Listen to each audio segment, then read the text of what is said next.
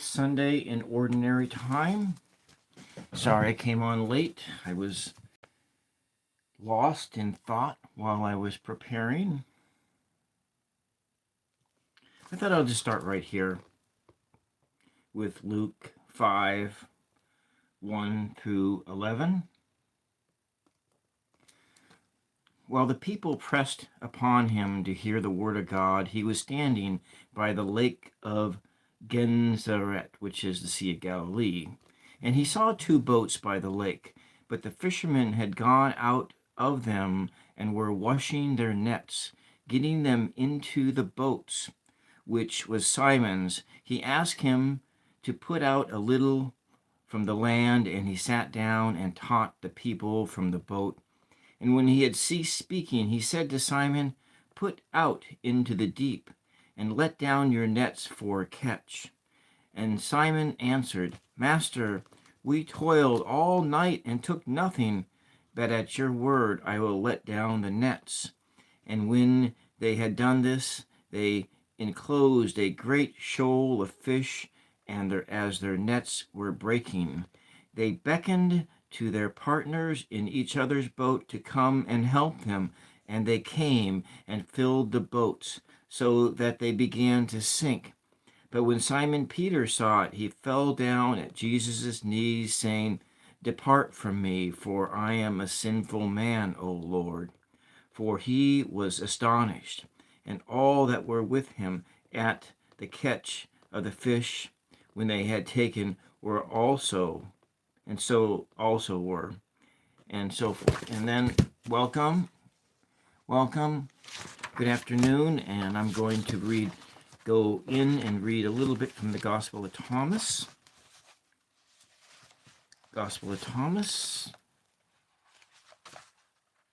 Not the secret book of Thomas.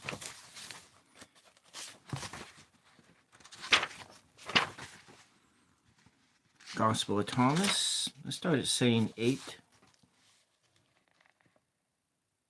He said, "A person is like a wise fisher who cast a net into the sea and drew it up from the sea full of little fish. Among them, the wiser fish discovered a fine big fish, and so the fisher threw all the little fish back into the sea, and with no hesitation kept the big fish. Whoever has ears to hear ought to listen." Jesus said, "Behold, the sower went out, took a handful of seeds and scattered them. Some fell on the road, and the birds came and ate them. Others fell on the rock, and they did not take root in the soil or produce any heads of grain.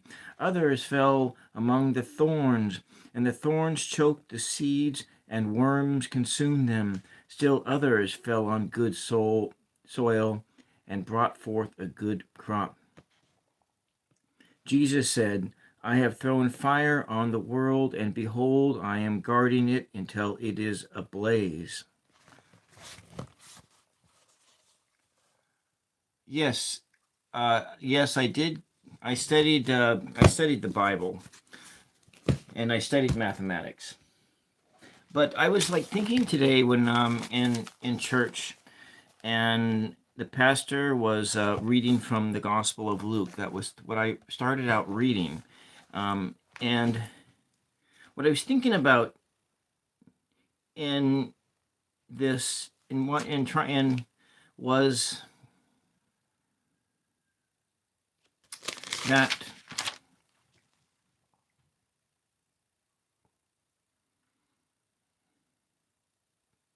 Peter, and I'm just going to focus on Peter. There were other people present in the story, but we're just going to talk about Peter in the story. And Peter and Jesus were out doing an ordinary activity. They were doing an ordinary activity, just a day-to-day, and we have all these day-to-day activities. Dream of Dem mashups. Welcome. I was thinking about you and wondering if everything was cool with you, but welcome. And so Jesus and Peter were out on the lake fishing, just doing an everyday, ordinary activity. And Peter sees something. And Peter has an experience of knowing. And this is my after church chat. I just got done with church, and so I'm talking about a little bit about the gospel that was read in church on the fifth Sunday of Ordinary Time.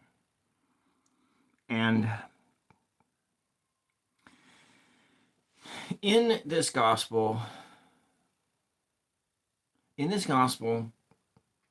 Peter has a mystic experience. They were going about their day doing ordinary things, and they were fishing. Now, granted, yes, there is the story of all the first the nets are dry, and then Jesus says, let's just go cast it over there, and they go over there, they put the nets in, and then lo and behold, all these fish appear. And so there's this miracle that occurs. But maybe all those miracles were not necessary, but that Peter, maybe it was you or me, but in this ordinary experience, in an ordinary experience, a person has an experience, and they have a hi Chris. So in this ordinary experience, people have this experience, and Peter sees his friend Jesus differently. So his third eye, maybe the third eye opens, or the intuitive knowing that this intuitive knowing is starting to develop within him. So you have that sense of the law that's written on your heart, and so this and in your spiritual journey, there's your mother, and then this is your soul. But your soul, and you can see in this picture, in this soul, this is not a baby. It is a young person, but not a baby. And so Peter is like this baby in this moment. And then there is a recognition, and then maybe and so Peter has a growth experience. He's fishing with his friend Jesus, and they're just, shooting the breeze, having a good old time.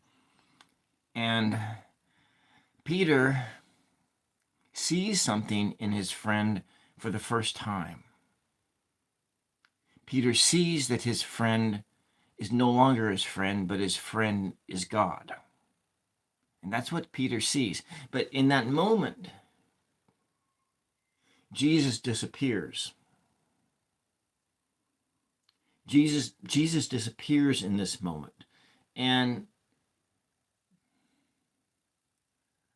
anyways, that's what I'm doing right now, I guess. So Peter disappears in this moment. And before him is God, not Jesus, but God.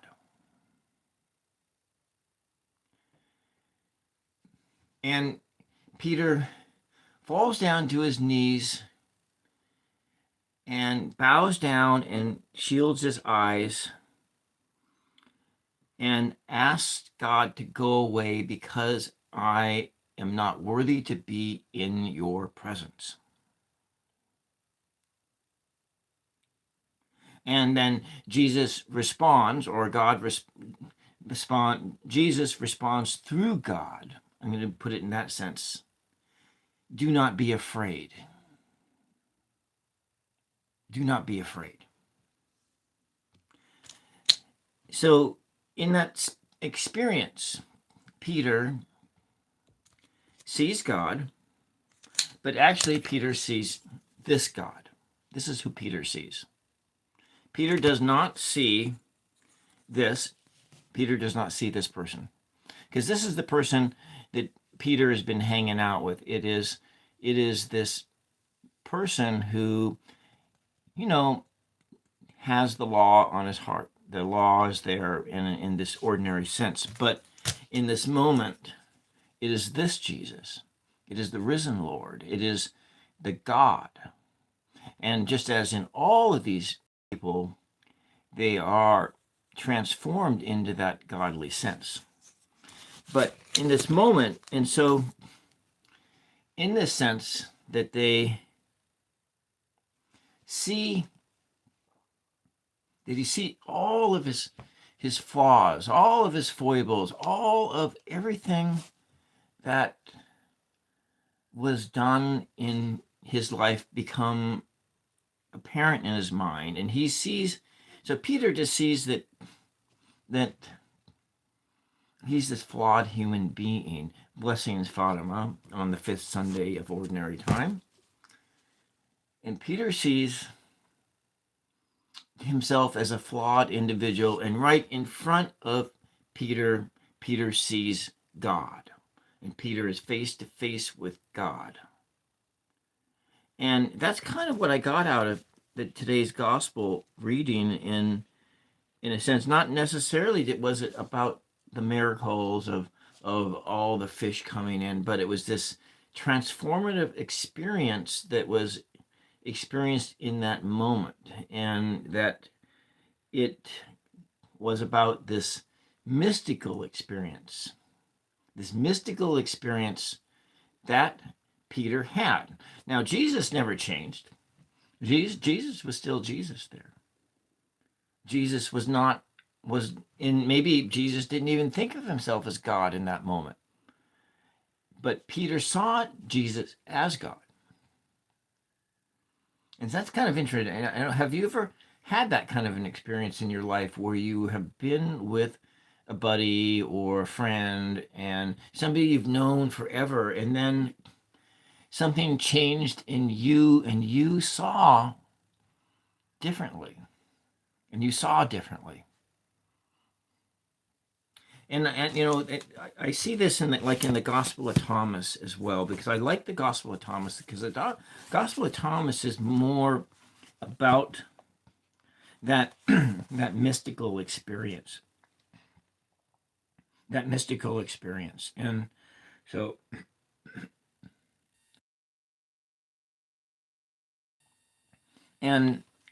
let's say we go spin forward. I think I read from this part before.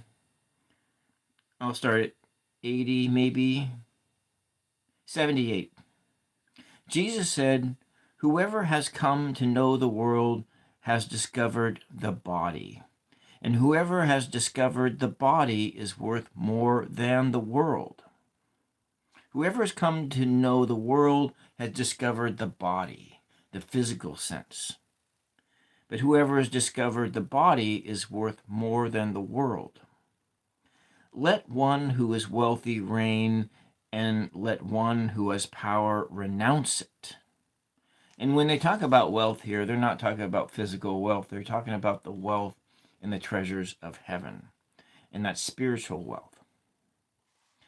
And Jesus said, "Whoever is close to me is close to the fire, and whoever is far from me is far from the kingdom." Jesus said, "Images are visible to people, but the light within is hidden in the Father's image of light. He will reveal himself, but his image is hidden in the light. When you see a likeness of yourself, you are happy. But when you see your images that came into being before you, that neither die nor become visible, how much you will be able to tolerate? Adam came from great power and great wealth, but he was not worthy of you, for he has been worthy. If he had been worthy, he would not have tasted death. And so when we talk about, yes, you got shifts of your perspective, and it makes you wonder. And so that's what that to me, that's what that gospel kind of means. If I were to look at it through a different sense, instead of just the whole physical part of it, but where we have a different, rather than saying that this is just what happened, but this is a story to express this experience. So you have new information that makes you ponder the views that I have. Yes, and you get you see something differently in just an ordinary activity, and that's kind of what I have. Maybe I'll go actually do a some reading from um, and we're in the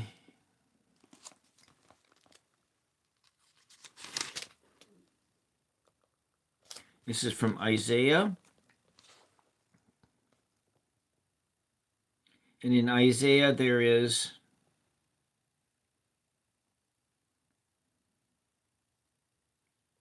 it's anyway. In it was you have anyways. So that's really all I got for today. But then I was kind of also thinking about that knowing and in this. The other thing I was thinking about was the dark night of the soul, and this experience when you have been when you've been in these other places, maybe you feel close, you feel spiritually close, but then you have this thing going on. And I think I had an experience like I think I'm kind of still in this experience here. I don't know. I mean, it's difficult to say because in my earlier years there was this profound sense of closeness, and then all of that got pulled away, and went into a dark night of the soul where you feel abandoned and you feel that closeness is just not there, you know.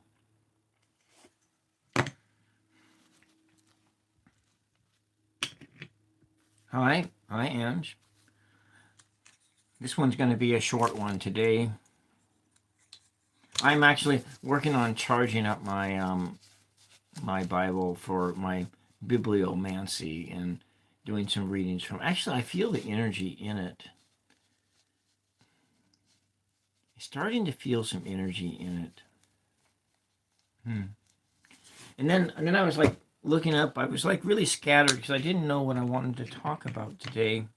And what I had talked about was just that sense of that of the self transforming in the experience and seeing differently, seeing the world differently. And that's kind of what I got. I don't exactly remember what the pastor said about the gospel. I'm still asleep. But yeah, anyways, I kind of explained it a little bit earlier, I think, but I know that I'm kind of scatterbrained. And then this was the painting that I did last night in my basic tutorial. And then I want to also show the Friday night painting here. And I was like looking up Dark Night of the Soul and how it represents in tarot. Anna, welcome. And well,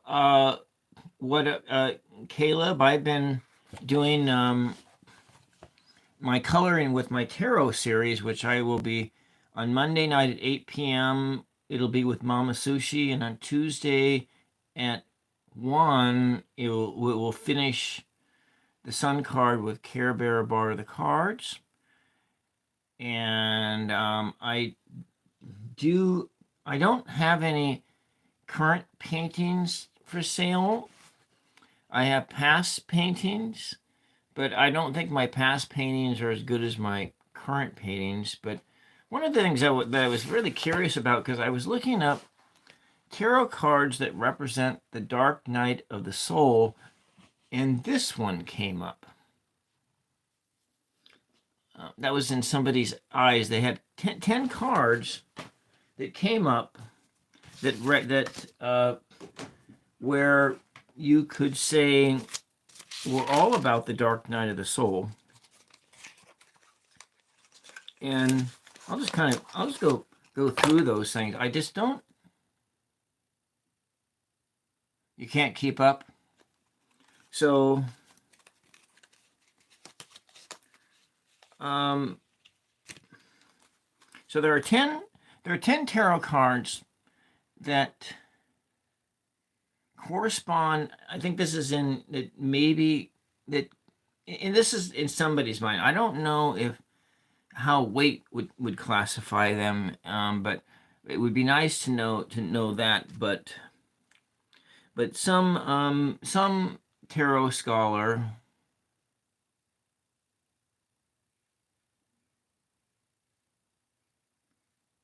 the water picture. Yeah. This one?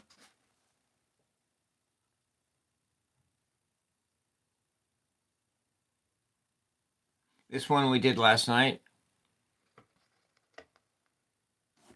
And so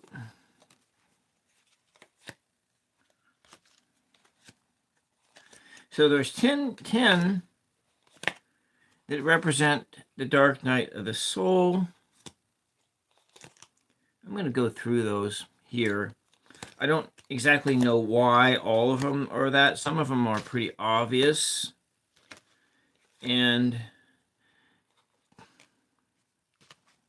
But it may just be that this person is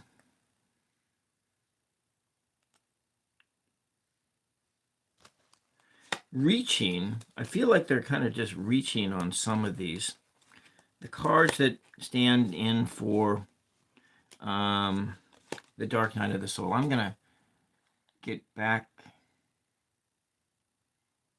Tarot pictures. Well, yeah, you know what? I will probably, as time goes by, I will do some more of those. And probably tarot paintings. Let me just go in. I'm going to find all these other cards. I'm just kind of looking through here. I'm looking for the Eight of Cups. I can see that one. Oh, they all just spit out. And Eight of Cups. Let's see if I can go through this faster. So you spoke of that, Caleb, on the other night, the landscape. Let me just go get one more. There's 10 of Swords and 3 of Swords. So 3 of Swords, yeah, that's a definite one. I can kind of see that one. 3 of Swords and the 10 of Swords. Right there. Okay, I can see some of these. And where my understanding of Dark Night of the Soul is the sense of being abandoned and feeling abandoned by your inner light, or abandoned. The sense of abandonment. And where it's not like this experience is not one of abandonment. And this is a one of transformation. It's a transformative one.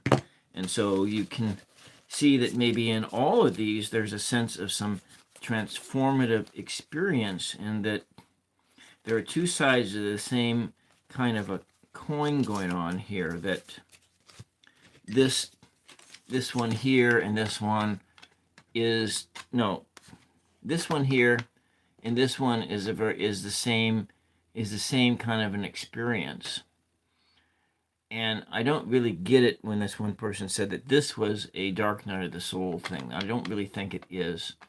I think the person, but I didn't get a chance to actually look into the rationality. But so if it is a Dark Night of the Soul thing, it is prior to this stuff happening. And so it is when those people are still in those graves, but maybe it's like this, and so they've been working and striving towards having that experience again, having that experience of an angel singing to them or playing music to them. That's one of them. Now, I don't understand this one in the context of Dark Night of the Soul, so I'll have to think about that one. Maybe next week I will talk a bit more about how tarot and everything relates to this experience of that Dark Night of the Soul experience. Now, I get this one, and where there is a sense of desolation in your life, but over there is the promise of hope that that desolation will be, everything is apocalyptic.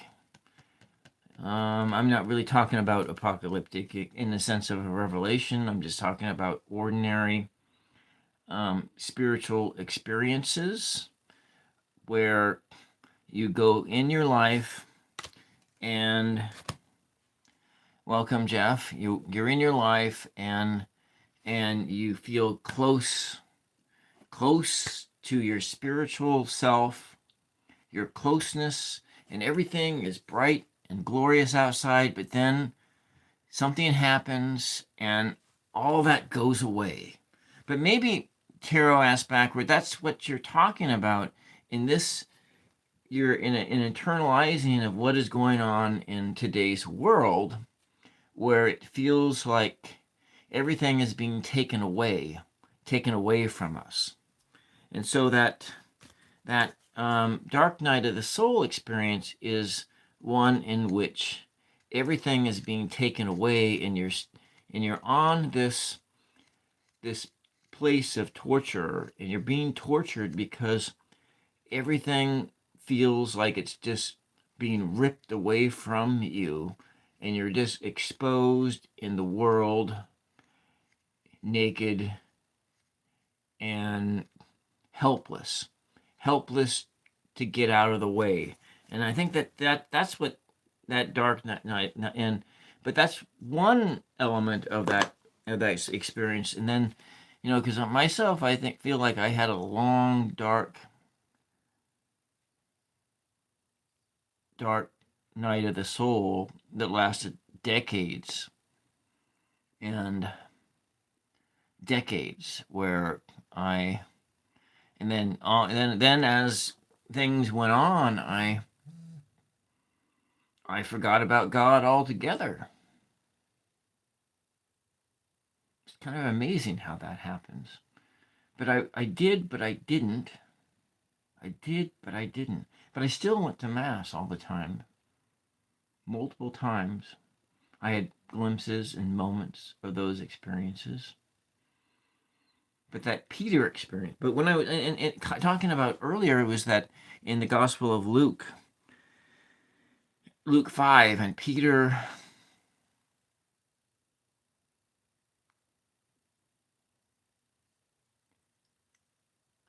that's too long to have a dark night of the soul, decades.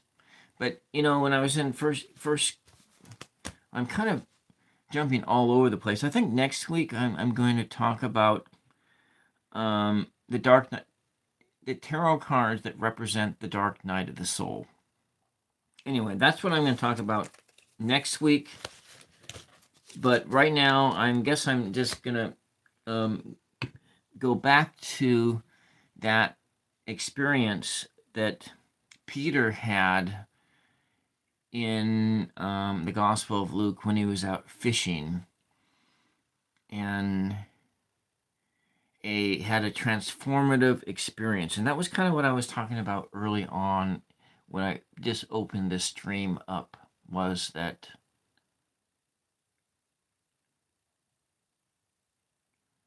Caleb and Marvin, welcome.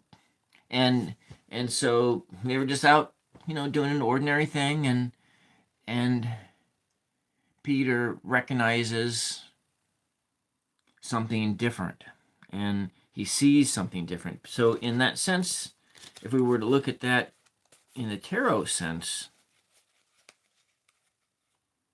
it really would be this card. Peter has an awakening, and Peter, his old self, has left down here. Now, Jesus hasn't changed. Jesus hasn't changed, but Peter changed. Peter, well, all right. And when I turn off this stream, I'm going to take a break until tomorrow.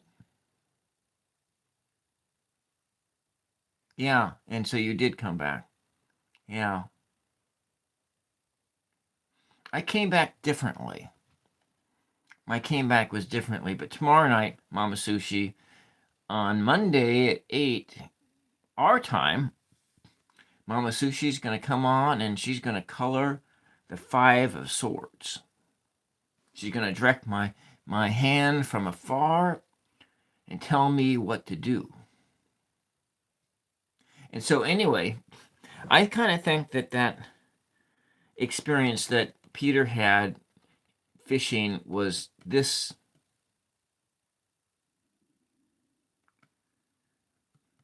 Oh, why should you be concerned about that? Those are the things that happen. That went on for a long time. But anyways,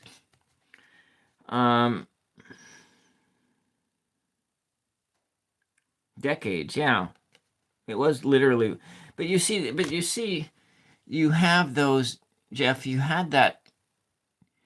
I had those Israel experiences, and a lot of what kicked off into that long dark night of the soul was that breakup.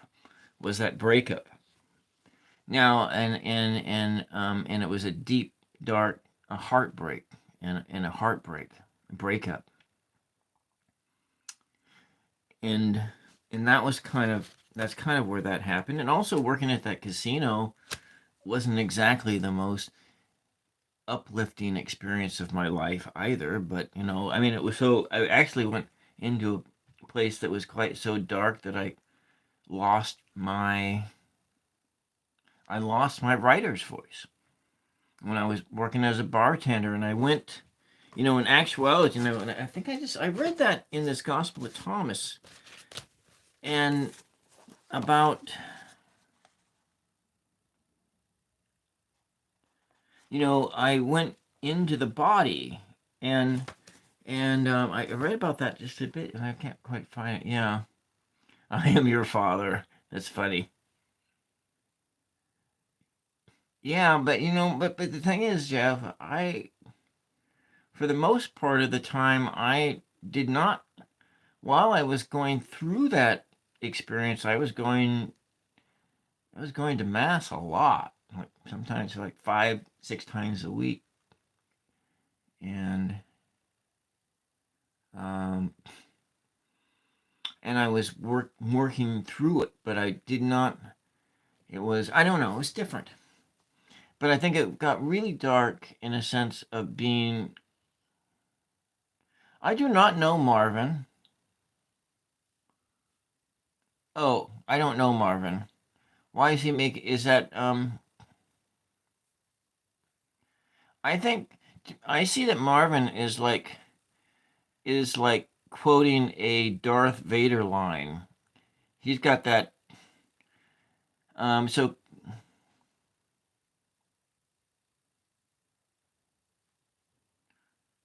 yeah. Okay, I'm sorry that your Marvin is making you uncomfortable, but I guess I kind of saw that like as it seemed like he was quoting from Star Wars. Anyways, where was I at?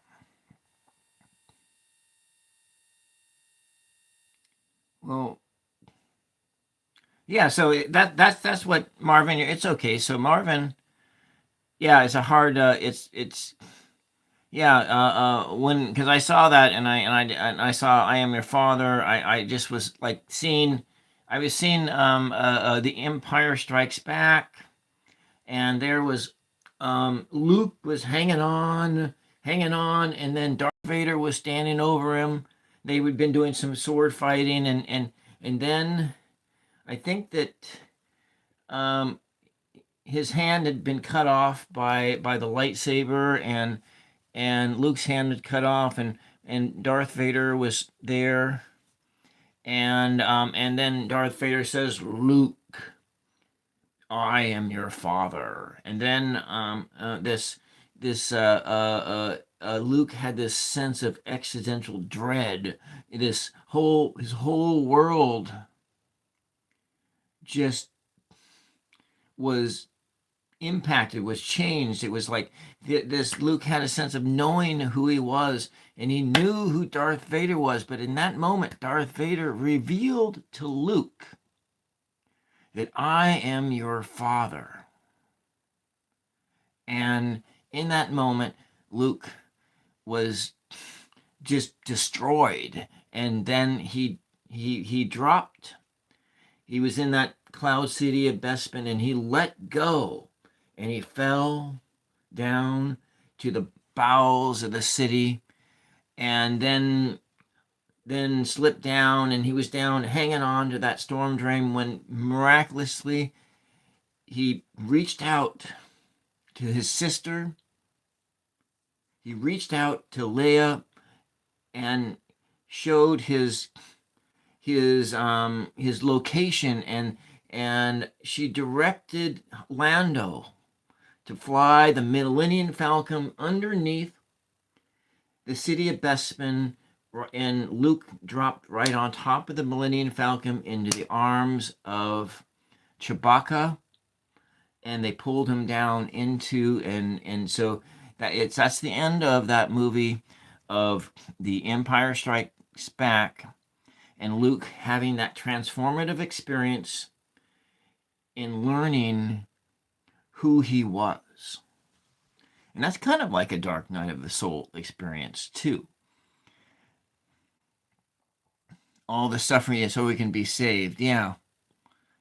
And so anyways, that's kind of what, so when Marvin said, I am your father, I just kind of went right back to Star Wars, and I'm sorry.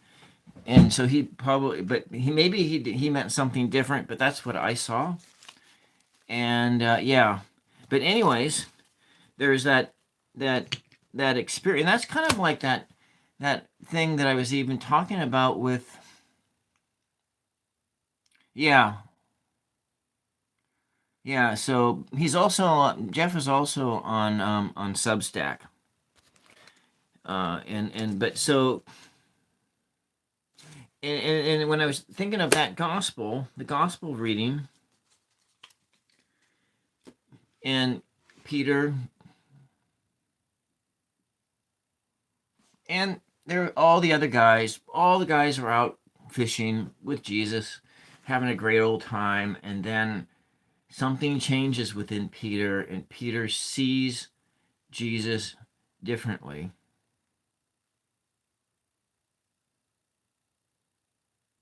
Okay, all right, I'm sorry. I don't know. I don't. Maybe he did mean it that way, but I really don't know. So, but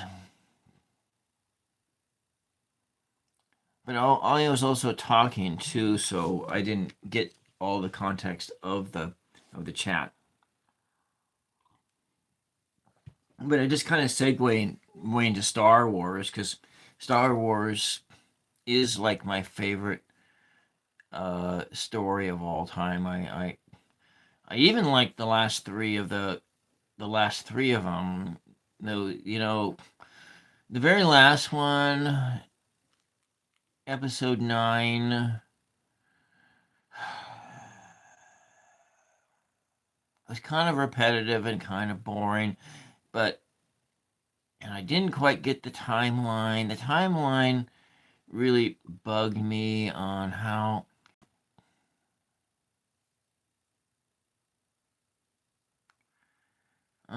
So Marvin, what? Anyways, I'm sorry. So they had a misunderstanding, and that's what was going on. And it's so easy in text to have a misunderstanding, and which is probably why I got off of Facebook. But anyways, I was back into talking about today's gospel reading in the fifth Sunday of Ordinary Time, which was Luke 5, 1 through 11, about the fishing casting the nets out in the seas. And there's a lot of stuff in there, but I just sort of saw one thing when I heard that. I just heard one thing, and the thing that I heard was this transformative experience that Peter had. Jesus never changed, but Peter saw the world differently. And Peter had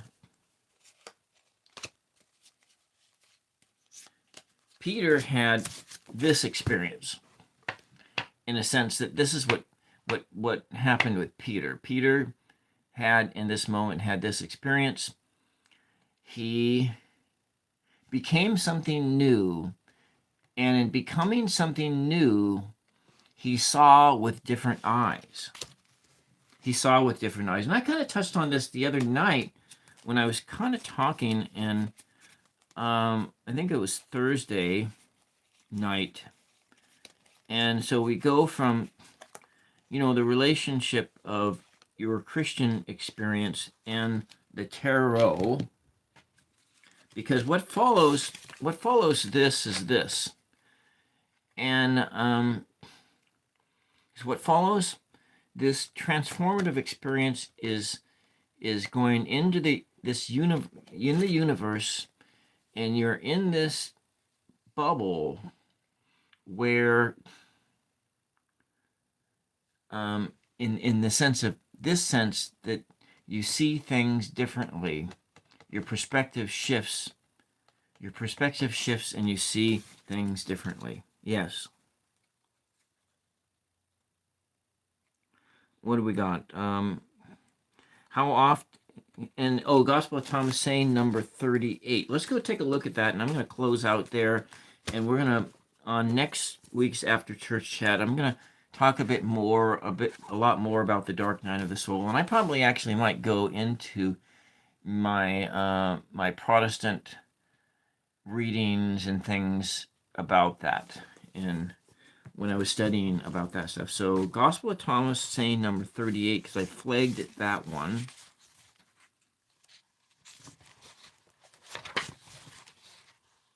And so in these after church chats, I'm going to spend most of the time in the Gospel of Thomas. I may go into some of the other Gnostic Gospels as well. And where we're at, there's the Gospel of Thomas, saying number 38. Saying 38. Jesus said, "Often you have desired to hear these sayings that I'm telling you, and you have no one else from whom to hear them. There will be days you will seek me, but will not find. There are days that you will be looking and you will not find me." And so that, in a sense, is that sense of that dark night, that you are looking and you cannot see. And so that's where we will segue into next week, and we will talk exclusively pretty much about this dark night of the soul experience, and I will think about how that all relates to the tarot experience, the how it relates to tarot. And I'm gonna try to make I know other people have made the case that tarot is a Christian thing. I think it came out of Christianity. I know that Arthur Waite, who came up with this version of the tarot, Arthur Waite was a Christian. He was a Catholic Christian. I do not have WhatsApp. I do not do WhatsApp. In my personal life, I do only the telephone, and I do know Instagram. I do not do any Meta products. YouTube is the only social media site I am on. And as far as communication is concerned, I I write letters to people, and I talk to people on the telephone, and I see people in person, and that's kind of how that's how I roll with my life. And if I have thrown out my phone number when I to anybody out there, it simply just means that um, I'm seeking just, yes, an old school relationship with people, friends, just friends. And I like to talk to people on the telephone. I prefer in person, but I live in a remote area, so everybody I talk to lives someplace else. And anyways, I hope that what I said today was coherent. I think as I go along and I do these things, I do these talks more often, I think I'll get more coherent.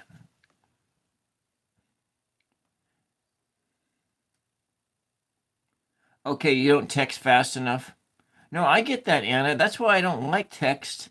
I don't like texting because, especially on telephones, because I cannot type fast enough. And I have friends that, I go on these texting conversations and I just like, can't you just call me, please? They say, oh, no, I'm just getting ready to go to sleep. And I'm thinking, okay, well, if you're just getting ready to go to sleep, why are you texting me 10,000 times? I can't, I can't keep up with the conversation and it's like blah, blah, blah, blah, it's like that. And I just, I do text, but I only ways in which, why people get so mad. Yeah. My High Priestess painting is actually earmarked for, this is, Roots and Wave directed my hand to do this one. You're a mail and stamp kind of guy. Yeah, me too. I do it a little bit. One of my best friends, she's actually does it way more. And because her hobby is fountain pens and papers. And so yeah, I think I'm going to do this painting again, but this one actually belongs to somebody, and this one doesn't belong to me. And eventually, it will get reunited. It'll get reunited with its rightful owner, and it'll happen soon, I guess. I'm going to do it again. I'm going to transfer that. So I have the tracing. This is the tracing that I used and it's actually on the Thursday. I did this on the flip side. I did a trial run on Thursday, but I'm going to do another version of this. I believe the height of this. Yeah. You like the process? So Smells Like Tarot, do you want to go on the show?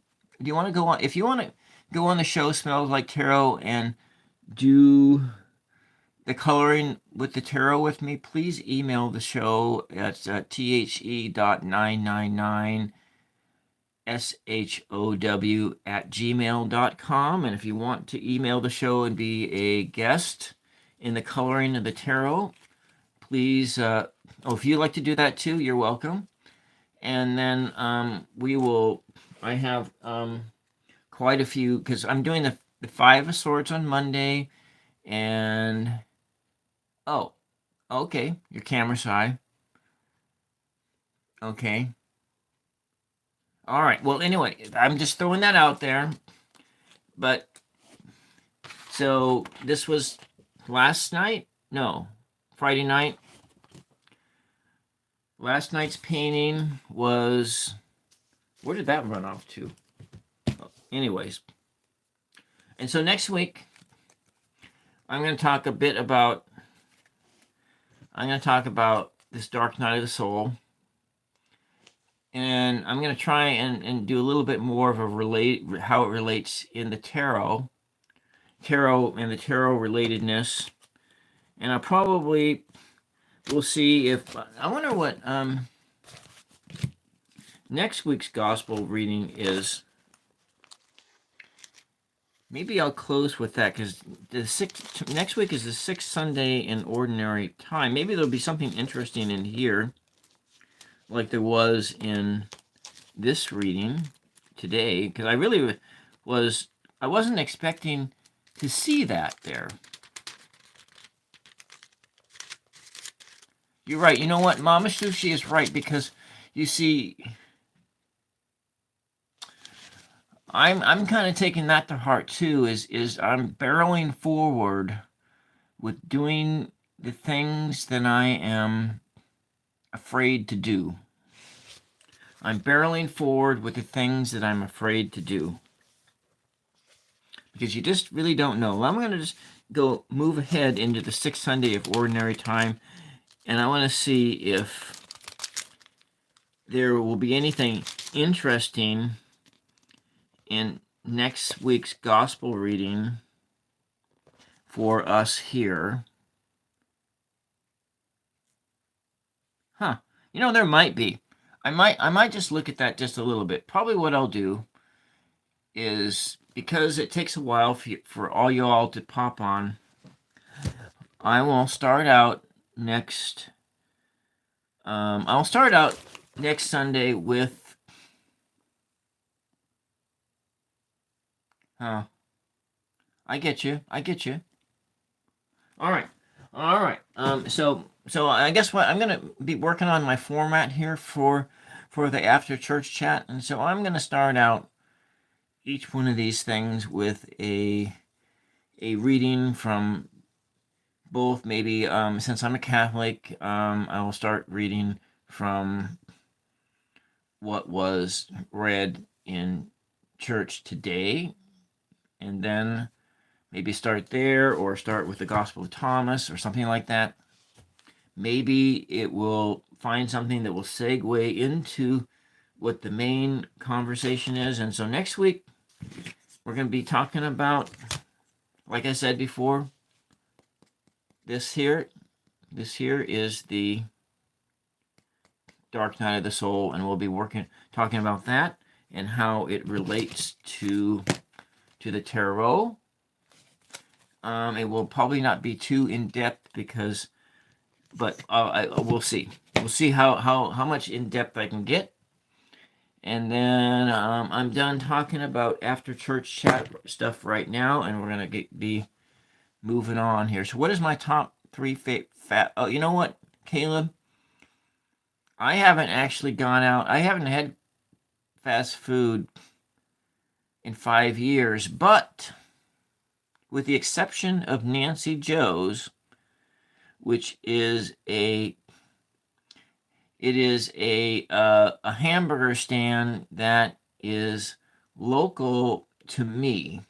So Long John Silver's, Subway, and Taco Del Mar. Okay. What about you, Caleb? What's your top 3 fast food places? For me, it's like any place that I like Taco Bell, but I haven't had Taco Bell in 5 years.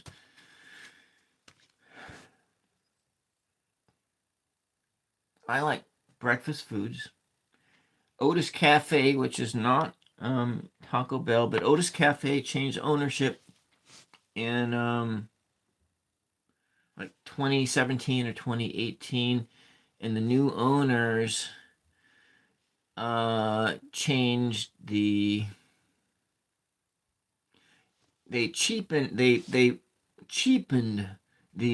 recipes. So they took the recipes that the old owners had, which they had the best breakfast food restaurant in the state of Oregon, and then they just changed it to a breakfast food place in the state of Oregon. And then on the 4th of July, a couple years back, there was an accident. Somebody forgot to empty the grease rag out, There's like a bucket, there's a when you got a grill. If you've ever worked in a restaurant before, because I've worked in the food and beverage industry, and they on the grill, and I've never been a cook. I am a cook in my day-to-day life. I love cooking, but I've never cooked as a job.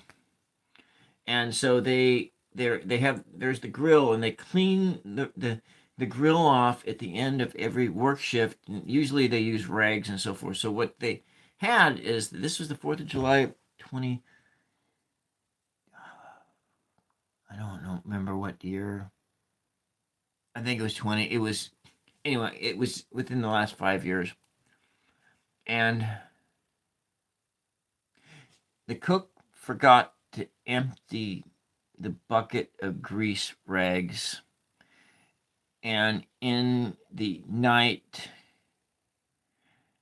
a chemical reaction happened, and it started a fire from that bucket of grease rags, and the whole place burned down. And it was one of the best breakfast restaurants in the state of Oregon that I had gone to. There were probably some other ones elsewhere, like in Eastern Oregon or in Southern Oregon, and I don't places I don't go. Yeah, certain chemicals do not mix. Hi, Zero, and yeah, I like the ice cream at. I like that soft serve ice cream, but you know what?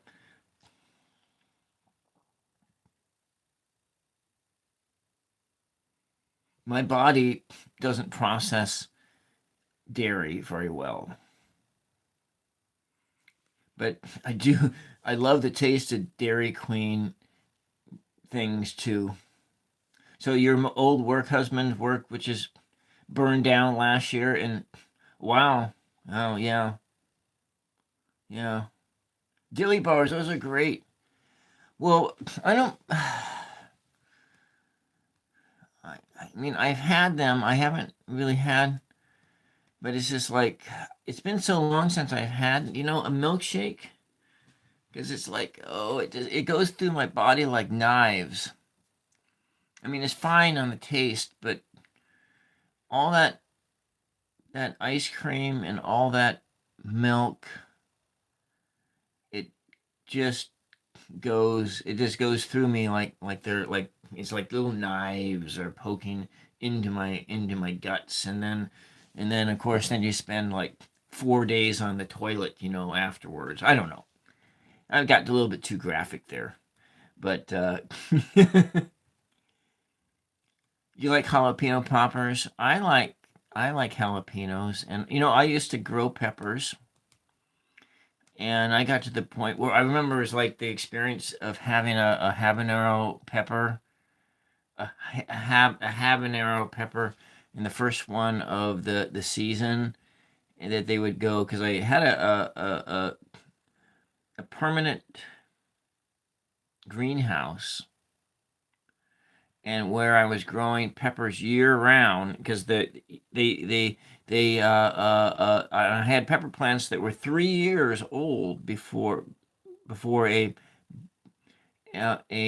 first there was a blight that went through, and it killed half my pepper plants, and then I was at work working graveyard shift as a cocktail server,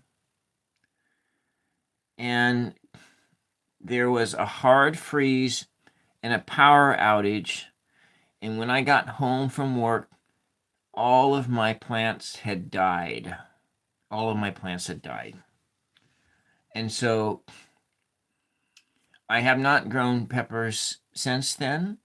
And that was in 2016 when I lost my entire crop of pepper plants, and I had jalapenos that were really crisp, and they were just sweet and hot and delicious. And then I had these chocolate habaneros.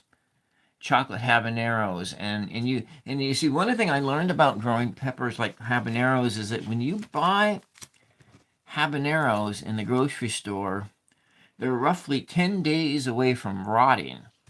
And you cannot, I know that anywhere in like northern America, North America, that's like north of like California, north of like San Francisco, north of San Francisco, you can't um any place that any place in the United States where it freezes in the wintertime, you cannot get good peppers. I have a little dog. It's my mom's little dog. And so you went on vacation and thought your roommates were watering your plants but everything was dead when they came back. Mountain Dew Baja Blast. No, I haven't, but I'm actually I've been pre-diabetic, diagnosed pre-diabetic for, oh gosh, 13 years. I think I've been pre-diabetic for 20 years untreated, and then I'm in a treatment for prediabetes, and so I do not do so it tastes like cleaner. Yeah, I actually like Rockstar. I like that cough syrup taste of Rockstar, but I haven't had any of those for a long time, and the diet ones don't. That's your favorite soda, yeah. But when I was talking about these peppers, and you have a habanero pepper, and it's like the first one that grows of the season, and you eat the damn thing, and it's so hot that you get high, and you have a euphoric experience from eating peppers. That's like the first one or two of a year, but then when you go on in time, you just get kind of used to the taste. And so the chocolate habanero is like for my opinion, is the tastiest of the habaneros. Now, I haven't had any spicy food since I started full-time caregiving for my mom, and I am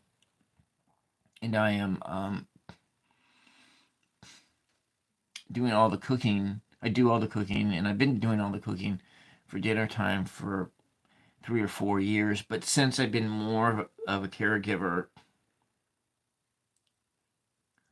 I have not had any spicy foods at all, except I have a I have a bottle of hot sauce and red pepper flakes, and so I couldn't. A jalapeno might be just too hot for me, and definitely. Anyways, some friends do for you. My favorite soda, Roots and Waves, is I love Coca-Cola, and I like Coke Zero. Coke Zero is my favorite. However, you know what I have been noticing ever since I think the last time I got COVID. I think the last time I got COVID was in this last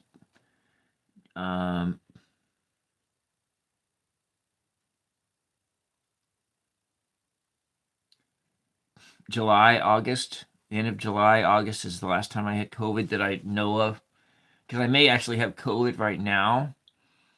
Is that the nature of my headaches changed, and every time that I think that I have those artificial sweeteners, I get really odd headaches. And I get these headaches that they don't hurt. They don't really hurt that bad. They're kind of like pressure headaches, but like on a scale of 1 to 10, they're like a 2. And so, yeah,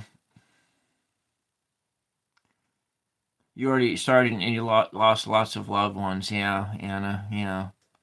And so I've had COVID one time that I know of that I tested positive for, but I've had it more time. I know that I've had it more times because I've had times where I've lost my sense of smell for a day. And the last time I had the COVID, I think I get the cardiovascular effects of it.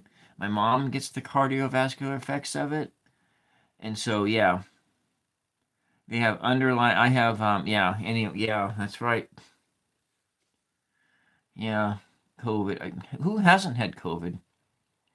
But I have a theory about COVID. And, oh, I got up to 971. Yeah,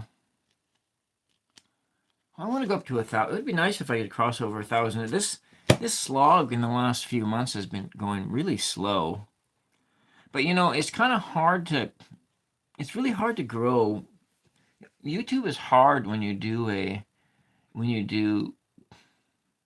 variety show, and I'm really trying to tuck all the content in together. But I know that as I've mentioned a few times, and I am going to start opening another channel up.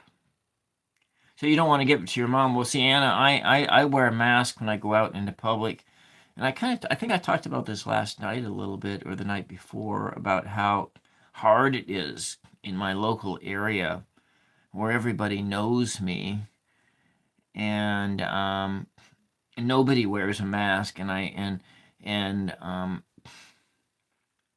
how hard it is to wear a mask when no one else is doing it, because you got all these peer pressures. But when I go to the McMinnville, or I go to Salem, like I go grocery shopping in Salem, I go grocery shopping in McMinnville, or I go grocery shopping at the coast, because all of those places are like, you know, they're not too far from where I live, but because I live in a food desert, kind of, sort of, yes. But so I went to a local store, and I bought butter at $10 a pound. So that's the local store. That's a place 2 towns over. I did wear a mask, and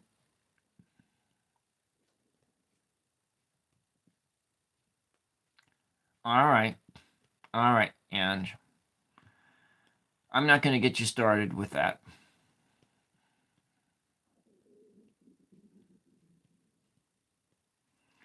Anyways, and I am kind of a bit of my celebrity crush.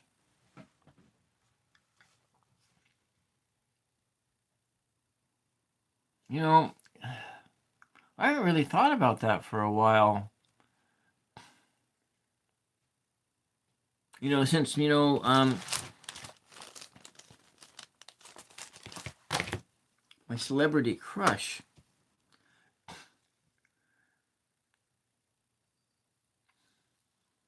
I'm really attracted to people's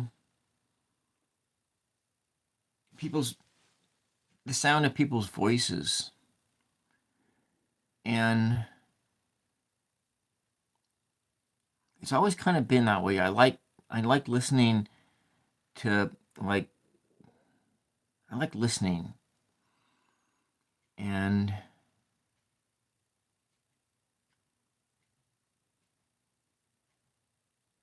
but my celebrity crush. Well, back in the day, it used to be Cameron Diaz. You know what? I tell you, the character Daria from Beavis and Butthead, the character Daria from the show Daria, and girls who have that haircut and look kind of like Daria. Back in the day, prior to when I was younger, that would be one that would spin me back into another realm. And Sabina Carpenter, Selena Gomez, Cameron Diaz from the movie Something About Mary. Something About Mary. That's a good show. Something About Mary. I watched that recently, and there are lines in there that are just so funny, and then it names characters like Tucker, and then one of the characters is like, it was like, fucker, Tucker, and then how things, yeah, accent is everything. So you know what? Gosh, it's just I don't think I can answer that question because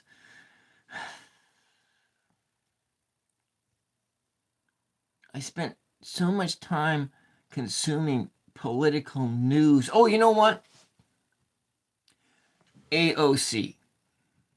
I would have to say, if I have to say of someone who is like that's out there that is not really, it's kind of a celebrity, but one is like super attractive is Alexandria something Cortez. Alexander, the state the representative, the congresswoman from New York, from who's Puerto Rican. She's like so attractive.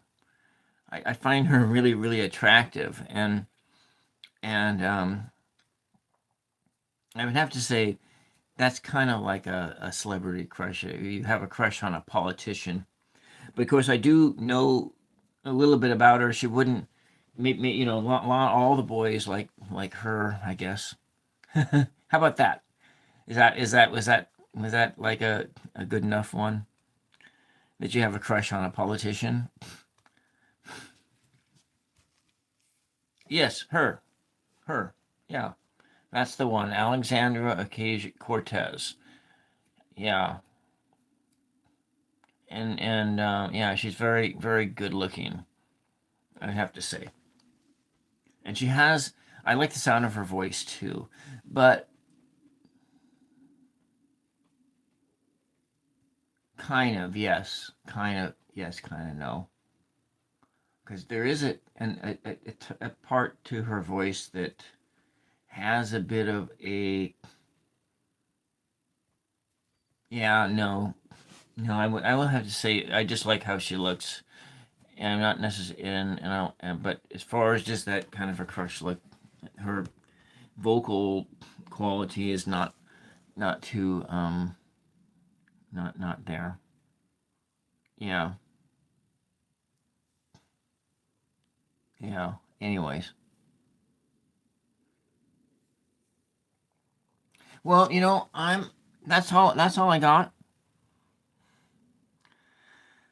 So come back tomorrow night at 8 p.m. I'll be on with Mama Sushi, Five of Swords. Tuesday, 1 p.m.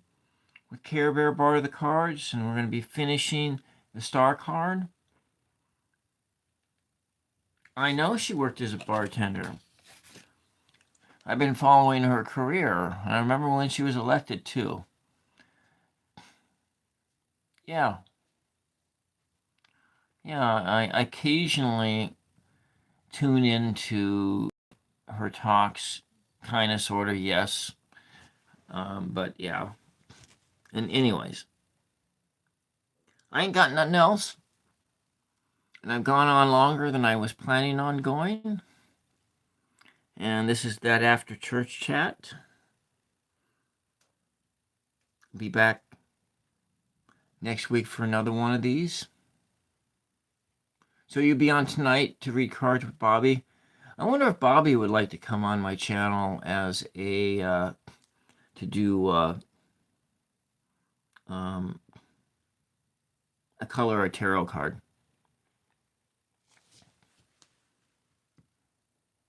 Anyways, I'm gonna sign off now.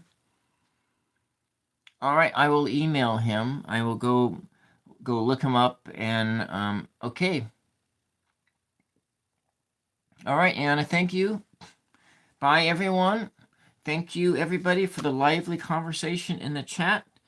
And I'll be back again with another one of these next week, but I will be back on streaming on Monday night at 8 p.m. Tuesday at 1 p.m. in the afternoon Pacific time. I'll probably do a pop-up or two during the week. And then Friday, I'll do a Friday night thing and Saturday night some kind of a painting thing again. Maybe we'll work on brushing techniques Friday night. And then maybe I can find somebody who'll come on to my show Friday night for a coloring of the tarot as well.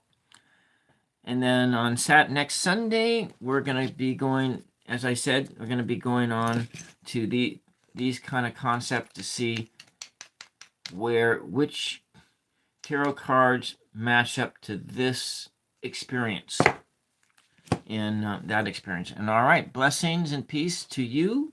Have a wonderful week.